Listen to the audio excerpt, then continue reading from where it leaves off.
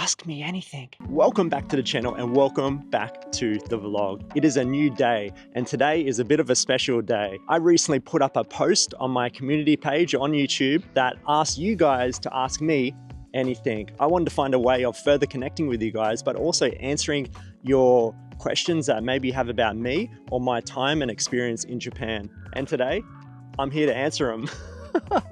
If this is your first time watching and you do enjoy this, consider subscribing and leave a comment below on where you're from. And if you have been here before, hey, welcome back, legends. And I absolutely appreciate all the support and all that feedback you've been giving me.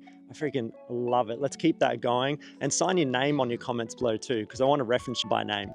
You want to come in? This is my new friend, Ito. You want to introduce yourself? You think you can do it in English? I don't know. Ah, Echo Josie, it's okay, it's okay. This is my local Lawson's legend, I like to call him, that I come and get my coffees from each morning, but what an absolute champion. Let me film outside here today. Thank you, bro. All right, without further ado, let's get into today's questions.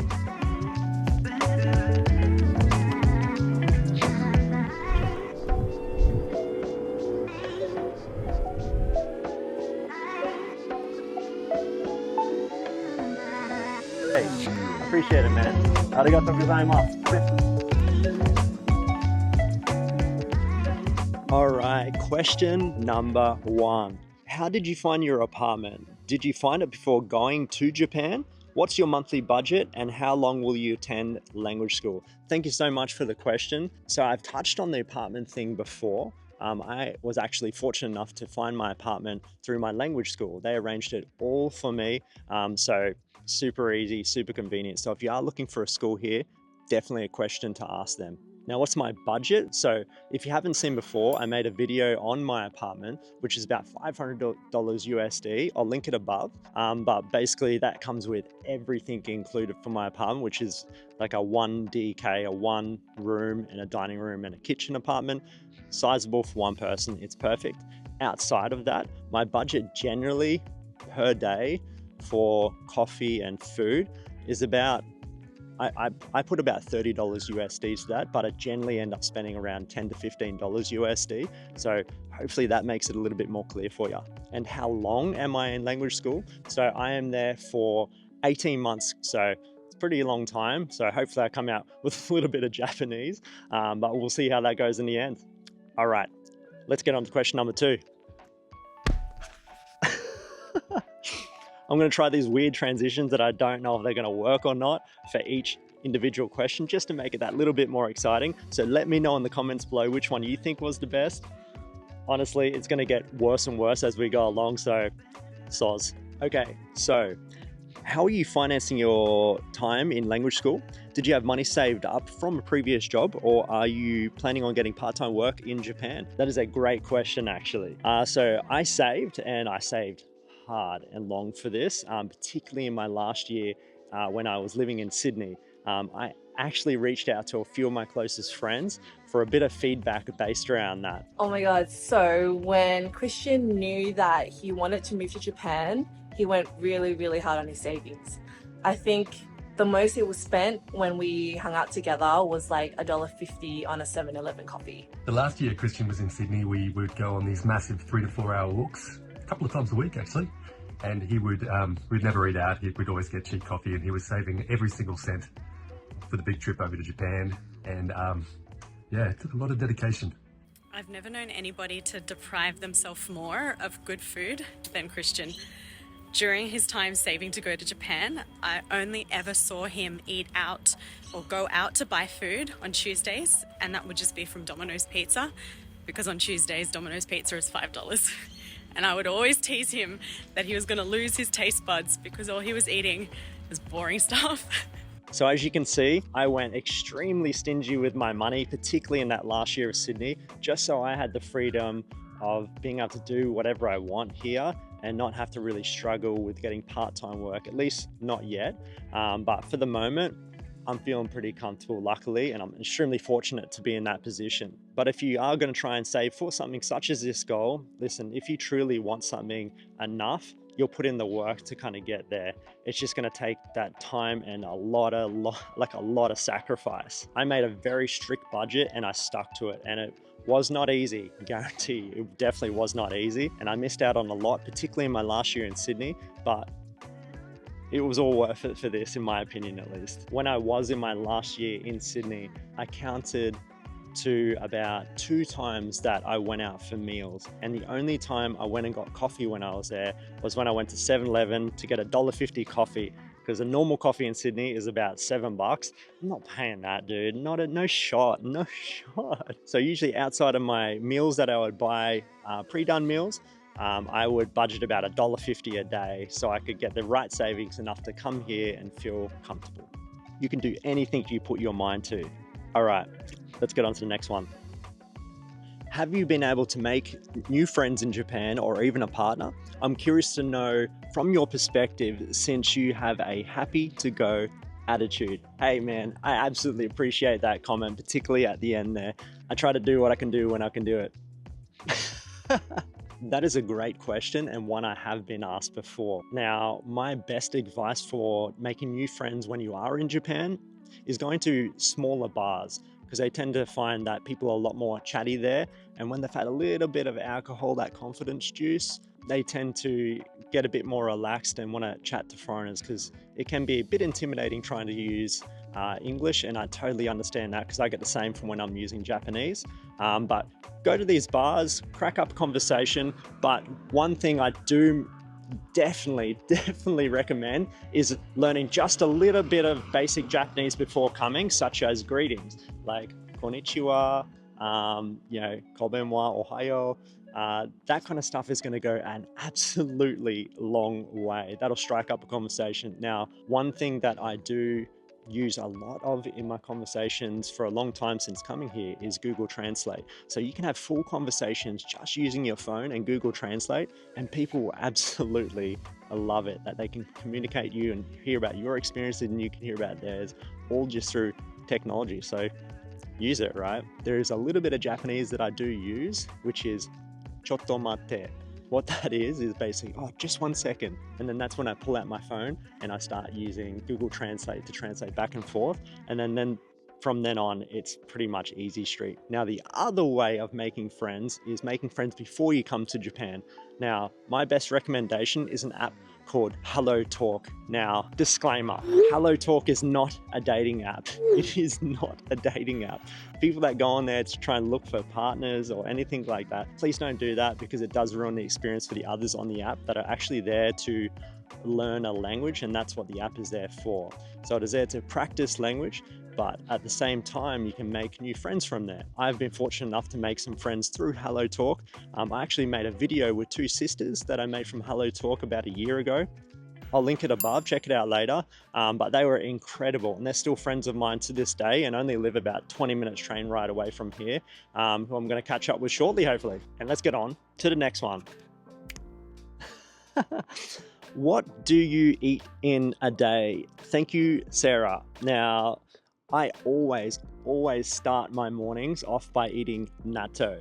Now, if you don't know what natto is, it's basically a fermented soybean, huge health benefits, lots of protein, absolutely delicious in my mind, but it is definitely not for everyone. But if you do tell Japanese that you do enjoy eating natto, oh my God, you'll get so much praise, I'm telling you. But if you are in Fukuoka, everyone talks about Hakata ramen. So definitely give it a try if you do come here. But this is Japan, man. Like, all the food here is amazing. You can literally just point anywhere and it's going to be delicious. And from my experience coming as a foreigner to here with some savings, it is so incredibly cheap, particularly right now to come and travel to Japan. It's definitely worth the time.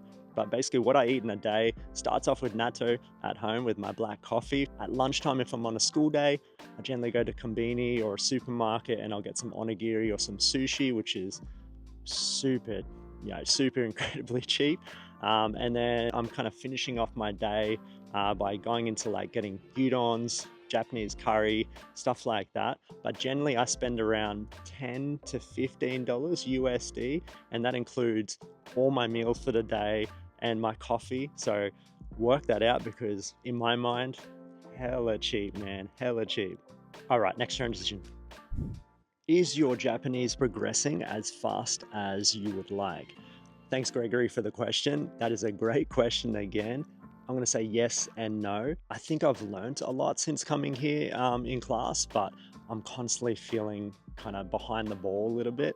And I think that kind of comes down to my learning style, which is definitely, as I'm learning, not the best learning in a classroom environment. If you are looking at coming to Japan to learn Japanese, I definitely suggest learning a little bit of Japanese before coming. It's going to make you feel just a lot more confident off the bat, but I'm still having an absolute blast and everyone is like amazing there. But it is important to understand that everyone learns at their own pace, right? So don't judge your performance on the others around you and take your time and just enjoy the process. That's slowly what I'm learning, but we're getting there. We're getting there. All right, let's get on to the next question. Are the citizens intimidated by your height? Is there anything you struggle with being so tall in Japan? Are you concerned about natural disasters where you live, like tsunami? Thanks, love the channel. Appreciate it, love you, mate.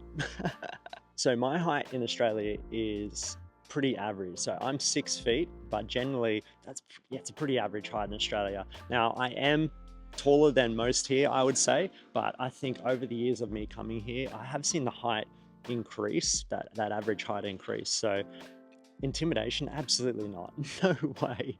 I'm not that tall, man.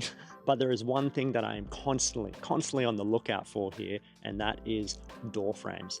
I swear, anyone from that 6 foot mark and over here will understand what I'm saying here. The older apartments or buildings or houses here have tiny door frames, so I am constantly ducking down or on the lookout for door frames here, not to bump my head, because I've done it so many times, and that's the one downer that I dislike about houses here. But I think in my next place that I'll get, the one thing I'll be looking at is door frames.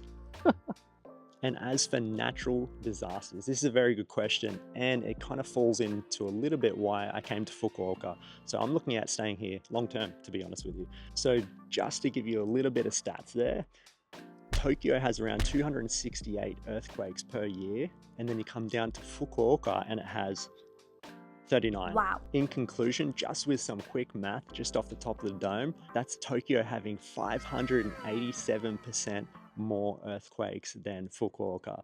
But natural disasters here are something you're going to have to deal with. They just come with the territory, unfortunately, but it is what it is, man.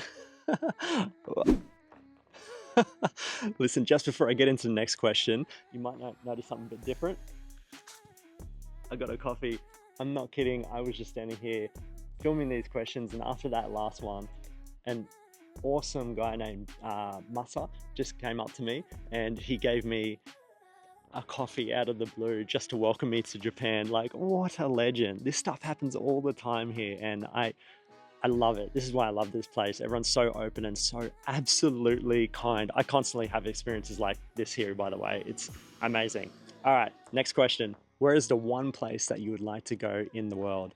This is an easy and fast one for me. Now that I live in Asia, I've actually wanted to go to Seoul and Taiwan for the longest time. So I'm hoping now to get there. And if you don't know where Fukuoka is in relations to South Korea, it's literally just across the ocean. It's about an hour and a half flight from here. It's extremely close, and you can actually even take the ferry across there if you didn't want to go through the airport. So super convenient. Easy one. All right. Any plans for mid-October? Want to hang out with an OG subscriber? Hey, thank you, man. I absolutely appreciate the subscribe and the support. Actually, I do have some plans kind of coming up around the end of the year, and I'm extremely fortunate enough, and I can't wait to have some of my friends coming here from Australia. So I'm super looking forward to seeing some familiar faces again, to be honest, at the moment. So it should be really fun. What is your plans after language school, and what is your goal in terms of the JLPT test? Are you going to try to find a job in Fukuoka or somewhere else?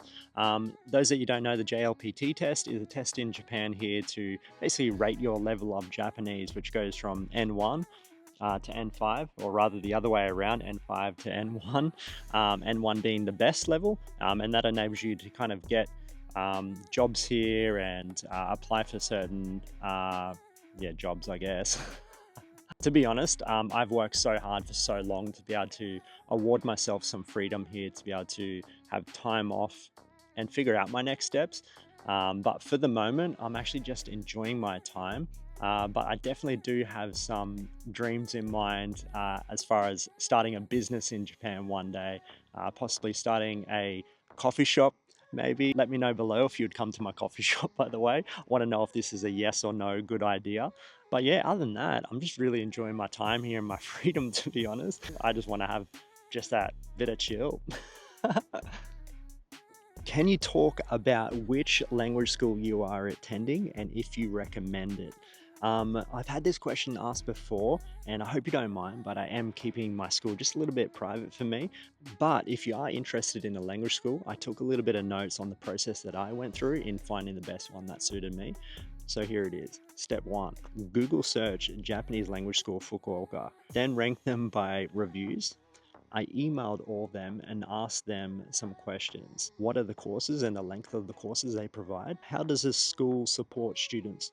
So think things like accommodation, jobs, any other kind of other support that may be important to you. What is the school's main focus for teaching its students? So do they want to focus more on the JLPT test? Is it purely more about getting you speaking, getting you out there and using the language?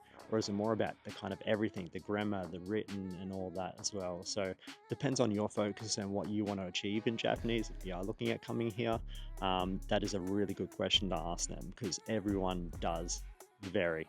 And then the final thing is when the enrollment dates start. So that's an important one to set yourself a goal, such as saving your money for a specific time period. That's what I did with my budget, and that really helped me out with my tracking coming here. I hope that helps. Anyway, guys, that concludes today's video. Did you enjoy it? Did you have any other questions? Let me know in the comments below. I just want to say a huge thank you to Ito for letting me film outside of his Lawson's earlier this morning. And then also Masa for giving me that coffee just out of the blue. What an absolute legend. Anyway, guys, until next time, Jamata, and I'll see you soon.